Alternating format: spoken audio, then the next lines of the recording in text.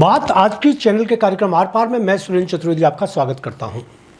अजमेर, केकड़ी, किशनगढ़, पुष्कर, ब्यावर सारे शहर नशे में डूबे हुए हैं।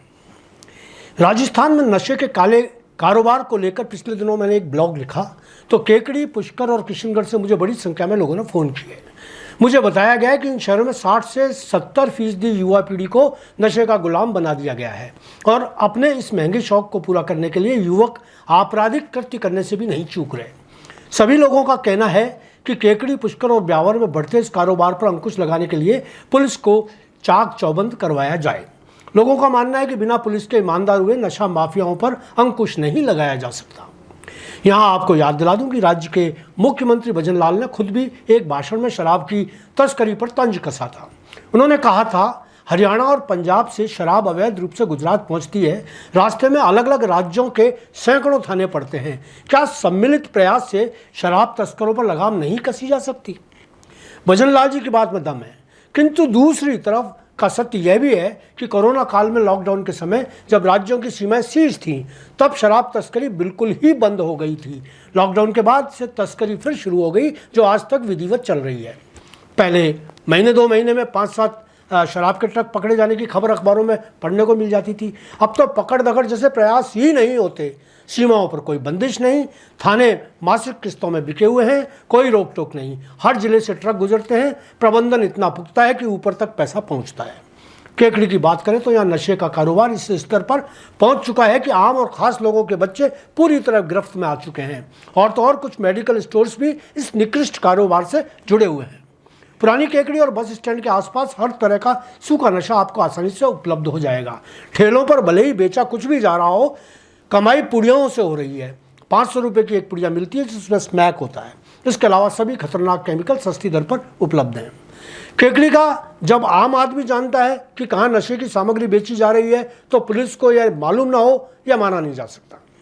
किशनगढ़, ब्यावर, अजमेर और पुष्कर के हाल तो और भी खराब हैं। नशीला पदार्थ, अफीम और स्मैक के बाद युवाओं को खतरनाक ड्रग्स एमडी भी जकड़ने लगी है। एमडी यानी एमडीए एमए। फिल्म नगरी मुंबई में ये ड्रग्स बॉलीवुड पार्टियों में उपयोग के में ज़्यादा काम आते हैं। किशनगढ़, ब्यावर, अजमेर, पुष्कर तथा इसके आसपास के इलाकों में यह मादक पदार्थ एमडी 2500 से 3000 रुपये प्रति ग्राम में बिक रहा है, जो कोकीन की बात सबसे महंगा है। युवा इसका सेवन एवी इंजेक्शन, विभिन्न वैरायटी के गुटखा के साथ कर रहे हैं। शहरों के बाद अब ग्रामीण इलाकों के युवा भी इस नशे के जकड़ में आ चुके हैं। यह एमडी चुनिंदा दुकानों एवं होटलों पर टोकन कोड वर्ड से बिक रही है। कोई भी दुकानदार इसे एमडी के नाम से नहीं देता, हाँ टोकन कहते ही मिल जाता है।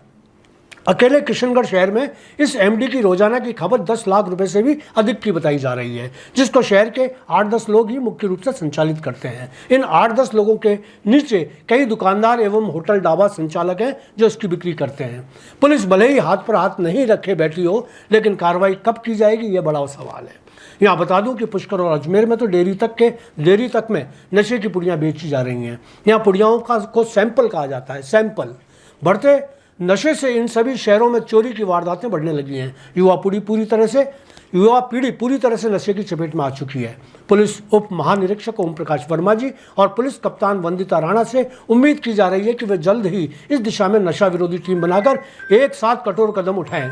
मुझे पता है कि ये दोनों ही अधिकारी निहायत ईमानदार, संवेदनशील और कर्तव्यनिष्ठ अधिकारी हैं। जब भी इन्होंने मुट्ठियों को ताना है, सकारात्मक परिणाम सामने आए हैं। हाल ही में इनके निर्देशन में अतिरिक्त पुलिस अधीक्षक दीपक कुमार ने लीला सेवड़ी में जो युवाओं का नशे का अड्डा बना हुआ था, वहाँ जोरदार कार्रवाई को अंजाम देते हुए सभी थड़ियों को हटा दिया गया। ब्यावर और केकड़ी के पुलिस कप्तान भी बेहद जिम्मेदार अधिकारी हैं। वे भी ठोस कार्रवाई करेंगे, उम्मीद की जा सकती है। अंत में एक बात और, विधानसभा अध्यक्ष वासुदेव देवनानी जी, सांसद भागीरथ चौधरी जी, मंत्री सुरेश रावत जी, विधायक अनीता बघेल जी, शत्रुघ्न गौतम जी, शंकर सिंह जी रावत, वीरेंद्र सिंह कानावत, डॉक्टर विकास चौधरी जी और अन्य छोटे बड़े जनप्रतिनिधियों से भी मेरा आग्रह है कि वे सब बिना राजनीतिक भेदभाव से युवा पीढ़ी को इस बीमारी से बचाने के लिए एकजुट हों, इस दिशा में आवश्यक कदम उठाएं। धन्यवाद। आज इतना ही।